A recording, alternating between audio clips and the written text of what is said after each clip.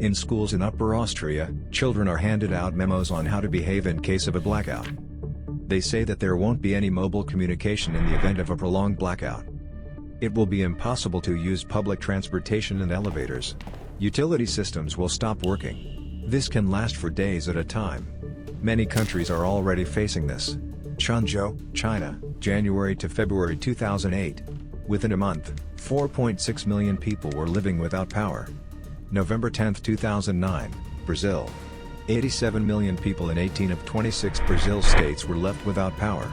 Power was cut off at 10 p.m. and not restored until the morning. But even during that time, panic gripped the cities of Rio de Janeiro and São Paulo. July 31, 2012, India. Within 15 hours, 620 million people, or almost half of India's population, were without power. Several tens of thousands of people were trapped in the halted metro trains in Delhi. About 200 miners were trapped underground. January 9, 2021, Pakistan. During the day, 200 million people, 90% of the country's population, were without power. February 2023, South Africa. A national disaster was imposed in South Africa due to prolonged rolling blackouts. For about a year now, more than 60 million people have been without power for up to 12 hours a day. The country is at risk of a total blackout. What causes a blackout? Experts say it's because of an imbalance in the energy system. At each point in time, the amount of electricity that is produced must be the same as the amount of electricity that is consumed. If the balance is disturbed, it will lead to power plants shutting down of the entire grid. Electricity consumption fluctuates all the time.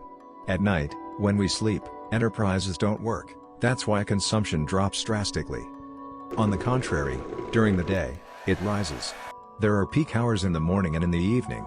Accordingly, power generation must balance these peaks and drops. Therefore, every energy system must necessarily be balanced. Electricity cannot be stored in large quantities. That's why energy systems consist of base load and load following power plants. Today, nuclear power plants tend to be backbone. They produce a constant amount of energy. Load following power plants, which are mainly thermal and hydroelectric power plants, are able to quickly reduce or increase electricity production. And their main task is to create a balance between production and consumption. Energy systems of some countries in the world are connected into a single grid. If an emergency occurs in one country, then power can be transferred from neighboring countries. In fact, with modern technical support of energy systems, there shouldn't be any blackouts. Nevertheless, emergencies can occur as a result of military conflicts or natural disasters.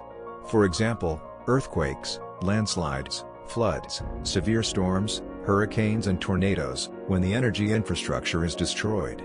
The occurrence of a blackout in such situations is quite possible.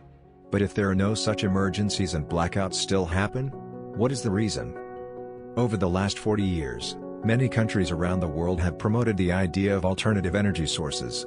The policy of active promotion of green energy has been backed by multi-billion-dollar government investment and subsidies to the industry. This has led to the discrediting of other forms of energy and the outflow of a large part of investment from the traditional energy industry. Lack of funding for equipment replacement has led to significant depreciation of equipment at thermal and nuclear power plants in a number of countries. In South Africa, for example, lack of investment caused depreciation of fixed assets, including coal-fired thermal power plants. And they provided about 80% of all electricity generation in this country. It is the deterioration of equipment of thermal and nuclear power plants, as well as the inefficiency of some types of green energy that very often cause blackouts and loss of stability of energy systems. Watch the video Not Quite Green Energy about the problems that green energy has created and its role in blackout.